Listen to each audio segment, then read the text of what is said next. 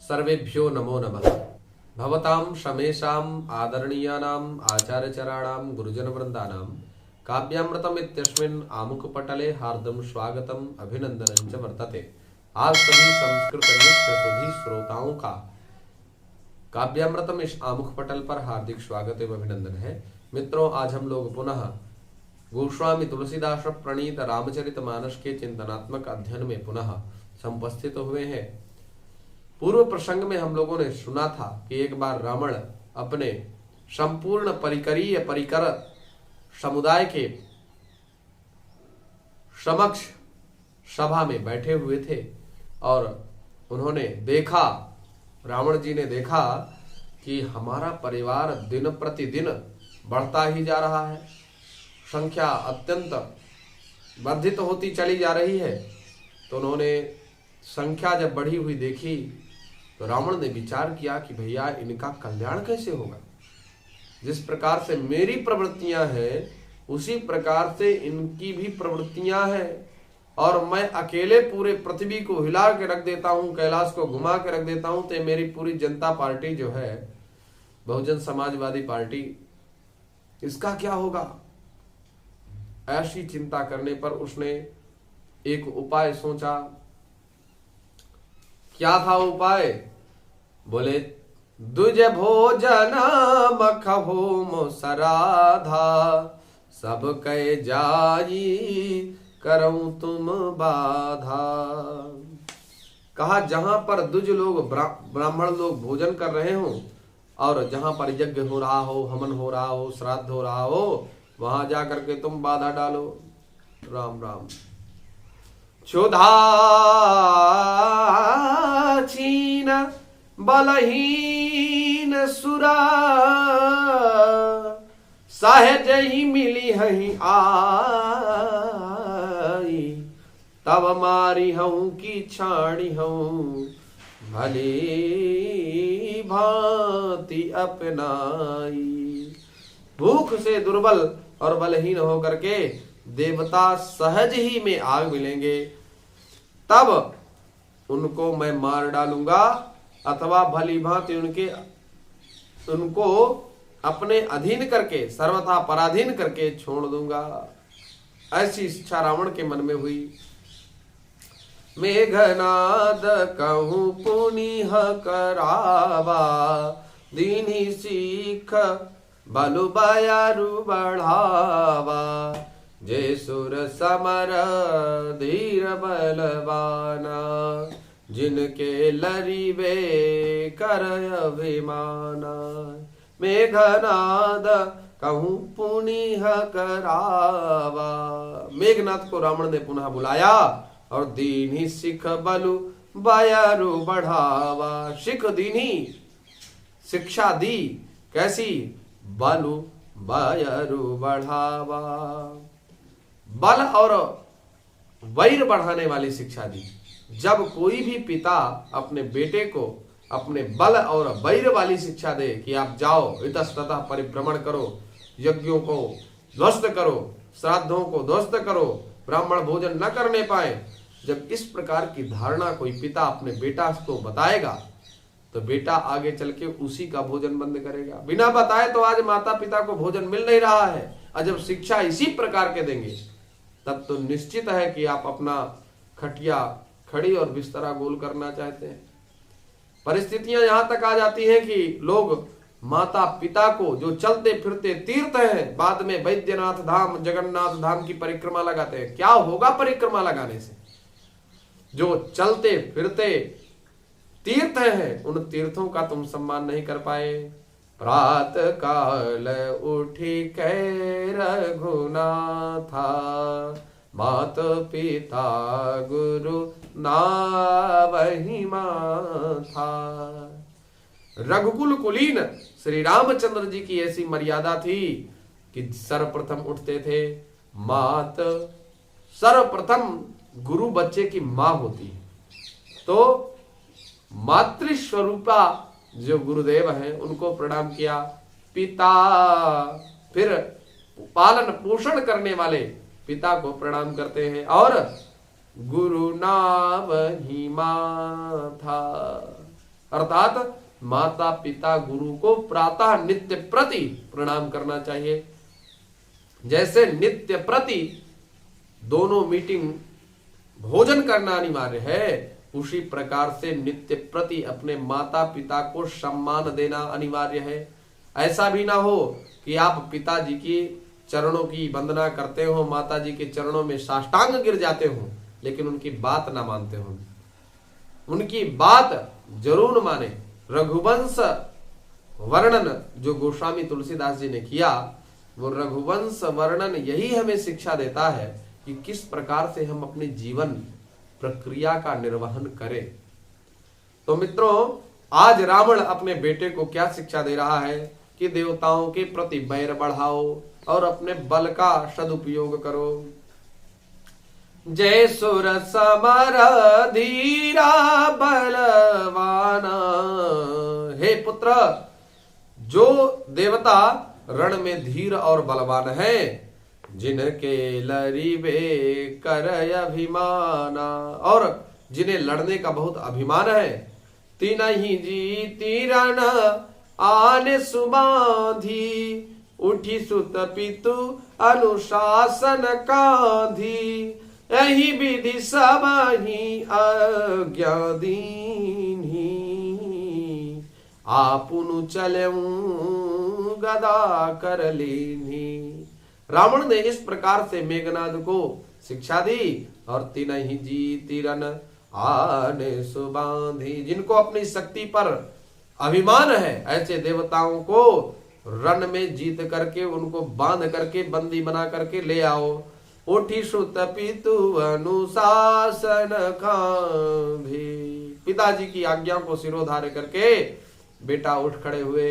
यही विधि सब ही आज्ञा दीन्ही, इसी प्रकार की आज्ञा प्रत्येक पुत्र को दे डाली।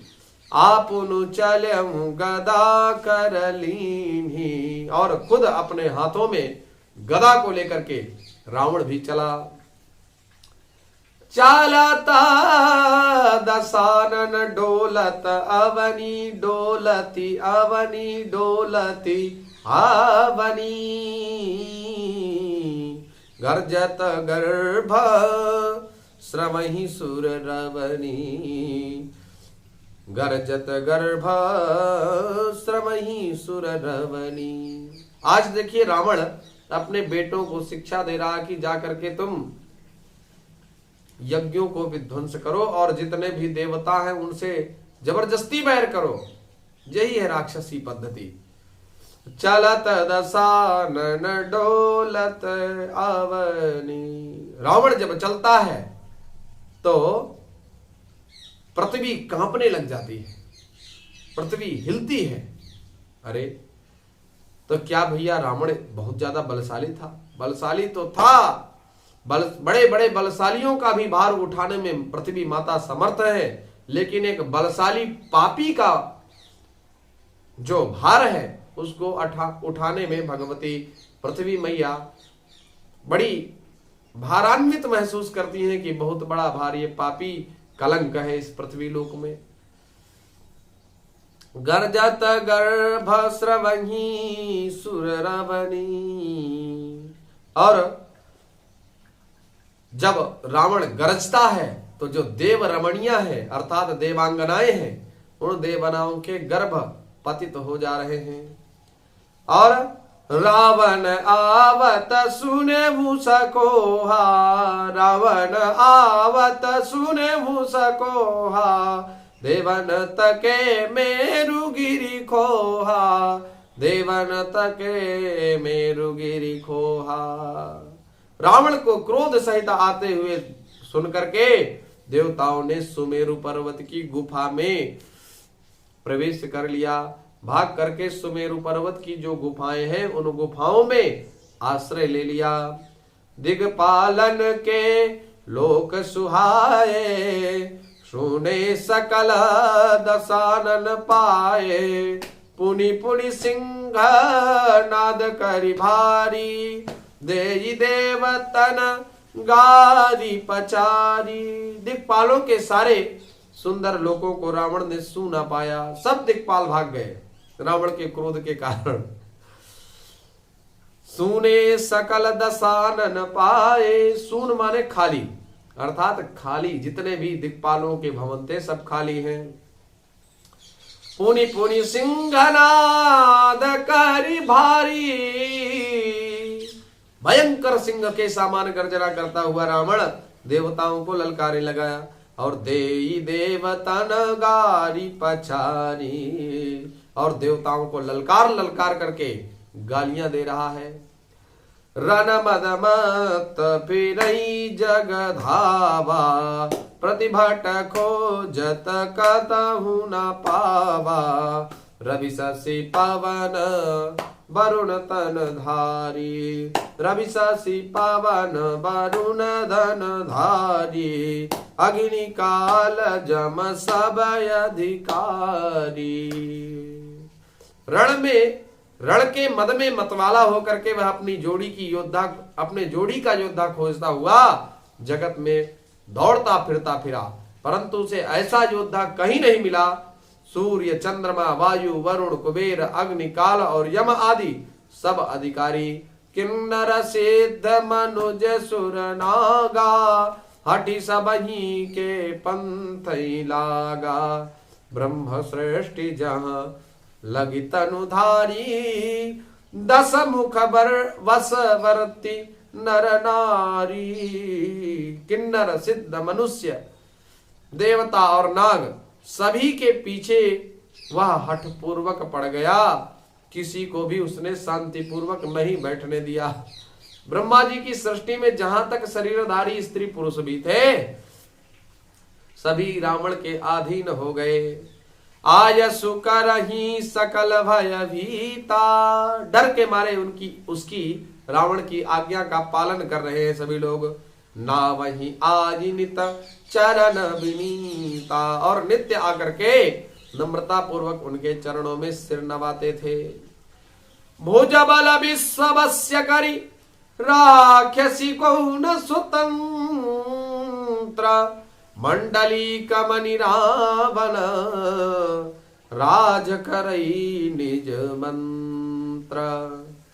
उसने भुजाओं के बल से सारे विश्व को वशीभूत कर लिया, किसी को स्वतंत्र नहीं रहने दिया। इस प्रकार मंडलीक राजाओं का शिरोमणि सार्वभौम सम्राट रावण अपनी इच्छानुसार राज्य करने लगा। देवजाक्ष गंधर्व नर किन्नर नाग कुमारी, जाति बरी निज बाहुबल बहु सुंदर बरनारी। देवता यक्ष गंधर्व नर किन्नर नाग, नागों की कन्याओं तथा बहुत सी अन्य सुंदरी और उत्तम स्त्रियों को उसने अपनी भुजाओं के बल से जीत करके जबरदस्ती विवाह कर लिया। इंद्रजीत सन जो कछु कहूं, सो सब जन्म पर लिहही पहिलहि करि रहूं, प्रथमहि जिन कहूं आय सुदीन्हा, तिन कर चरित सुनहु जो कीन्हा। मेघनाद से उसने जो कुछ कहा उसे उसने मेघनाद ने मानो पहले से ही कर रखा था, अर्थात रावण के कहने भर की देर थी, उसने आज्ञा पालन में तनिक भी देर नहीं की। जिनको रावण ने मेघनाद से पहले ही आज्ञा दे रखी थी, उन्होंने जो करतूतें की उनको सुनिए अब भैया। देखत भीम रूप सब पापी, निशिचर निकर देव परितापी, करहि उपद्रव असुर निकाया, नाना रूप धरहि करि माया, नाना रूप करहि धरहि करि माया। सब राक्षसों के समूह देखने में बड़े भयानक, पापी और देवताओं को दुख देने वाले थे। वे असुरों के समूह उपद्रव करते थे और माया से अनेकों प्रकार के स्वरूपों को धारण करने वाले होते थे। जय विधि होई धर्म निर्मूला, सो सब करहि बेदी प्रतिकूला। जहि जहि देश जहि जहि देश जहि जहि देश धेनु दुज पावई। नगर गाँव पुर आग लगावई। वर्तमान में अभी योगी जी ने उसका खात्मा करवा दिया, जो बहुत ही प्रतीक, जाने क्या नाम है उनका, मैं नाम भी लेना उनका उचित नहीं समझता हूं, इसलिए प्रतीक कह रहा हूं। तो यही कृत्य उनके भी थे। कलयुग के रावण वो थे, अत्यंत दुर्दांत परिस्थितियां थी उनकी भी। तो जिस प्रकार धर्म की जड़ कट जाए, वे वही वेद विरुद्ध काम करते थे। जिस जिस स्थान में गौ ब्राह्मणों को पाते थे, उसी नगर गांव और पुर में सीधे आग लगा देते थे। शुभ आचरण कतहु नहीं कोई, देव विप्र गुरु मान न कोई। नहीं हरि भगत यज्ञ तप ज्ञाना, सपने सुनिया न वेद पुराना। शुभ आचरण, कभी भी वो कोई शुभ आचरण नहीं करते थे। सदाचार, वेद प्रतिपादित जो धर्म ग्रंथों के द्वारा अनुप्राणित जो संस्कार हैं, उन संस्कारों का कभी पालन नहीं करते थे। देवता विप्र गुरु किसी का सम्मान नहीं करते थे। नहीं हरि भगत यज्ञ तप ज्ञान, न हरि भक्ति थी, न यज्ञ था, न तप था, न उनमें ज्ञान था। और सपने सुनिय न वेद पुराना।